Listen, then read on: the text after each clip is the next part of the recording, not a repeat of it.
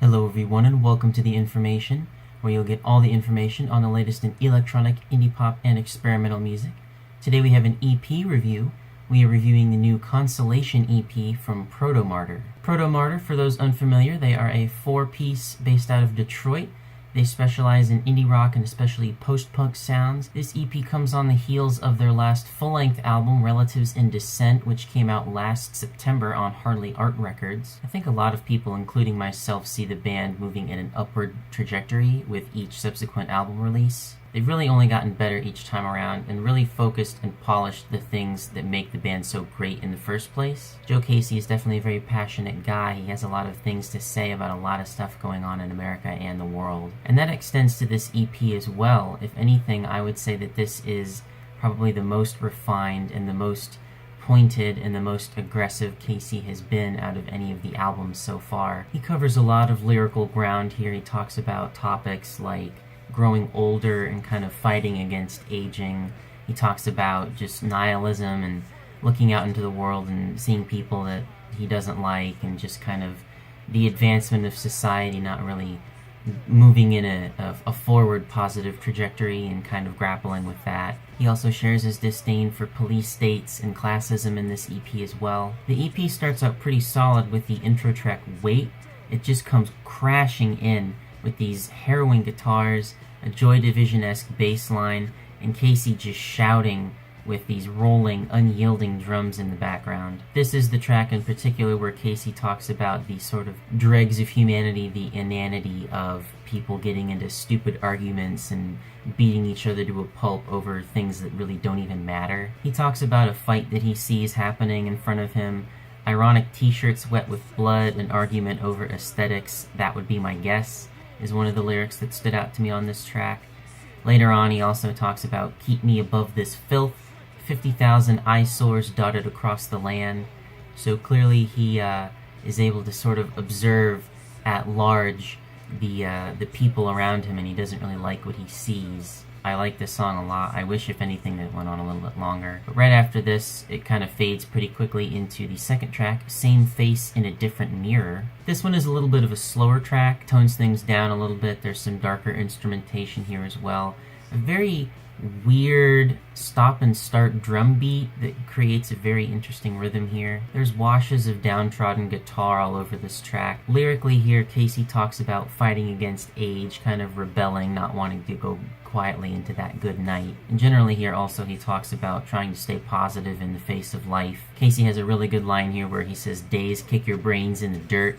So he's really just trying to fight against that day-to-day, just that grimy, just repeating the same thing over and over every day, the routines that you get stuck into, and kind of trying to break out of those. And the way he's able to do that in this song is he talks about, during the chorus, there's something coming up, he says. A feeling there is love, a feeling I'm in love, we are love. So he does have hope not only for himself, but for humanity in general, which is a nice change of pace. I also like the lead guitar here that comes in around the second verse.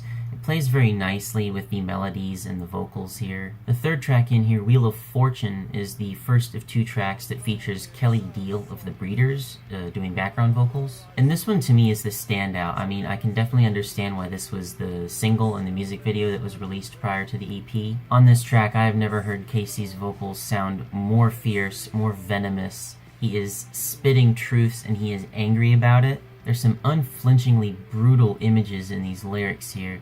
The imagery in the forms of some lines like hands pulling levers, hands upon rigging, hands around throats, and inept government hacks pump poison through pipes. He also rallies against classism here. He has a line where he says, pulling yourself up by your bootstraps is impossible. And the most effective part of all of this is after each verse, and there are quite a lot. There's like 6 or 7 verses in this song. He and Kelley will shout, I decide who lives and who dies. They're just so adamant about it. I can feel the spit on the microphone when they say these lines. And Kelley Deal's backing vocals definitely do bring a lot to this song as well. Even though she's pretty much only on this track for that line, it gets repeated quite a lot and has a very haunting effect. The last offering on the EP here again features Kelley Deal on vocals, and it's called You Always Win. This one is a little more dejected, it's a little more melancholic. There are some searing guitars here, but they do sound very sad.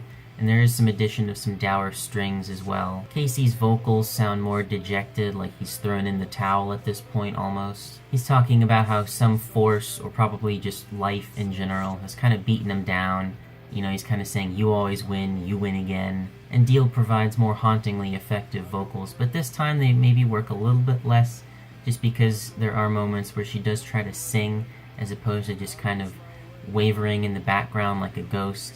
And those are less effective, but she still provides a good element to the track. By the 2-minute mark here, we've reached this instrumental wall of noise with just guitars and cymbals just crashing away. By the time it really reaches that sonic brink, it all kind of just washes away, and we're treated to a really nice transition. It moves nicely into a more up-tempo section, and right away I'm surprised by the oboes or clarinets that show up in this song. It's an extremely unexpected addition, especially on this section here after the transition, but it works very nicely, strangely enough.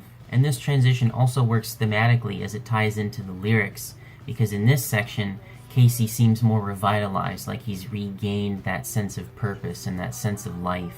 He thinks of life as a game, and he says, "It's a game I must play, it's what I must do, so deal me in, deal me in." And this is the song here where Casey kind of fights against that growing old and going out not with a bang but with a whimper. There are lines here where he talks about not wanting to become normal.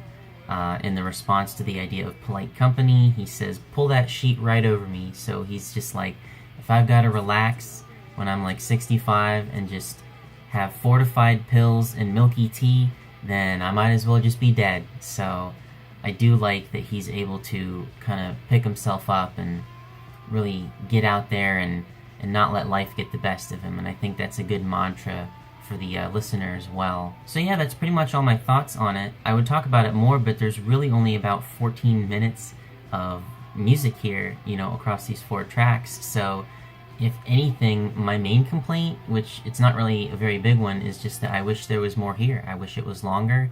I wish that they maybe could have waited and, you know, turn this into an LP, put this material on there. But that being said, I think it's a pretty solid, if insubstantial, stopgap release before the next album, whichever that may be and whenever that may be. Like I said, Casey's vocals are at their most mature and probably just at their best overall on this EP, and the instrumentation is typically tight and aggressive, as we've come to expect from the band. If there was maybe more here, or some of the early songs on the track listing were a little bit longer, I probably would give this a higher rating. But even still, that being said, just for 4 tracks and 14 minutes, I would easily give this like a light 8. So let me know what you guys thought of this EP. You know, did you enjoy it? Did you like it, dislike it? Did you have a favorite or least favorite track? In the meantime, I'll be back pretty soon with another video. And thanks again for watching The Information.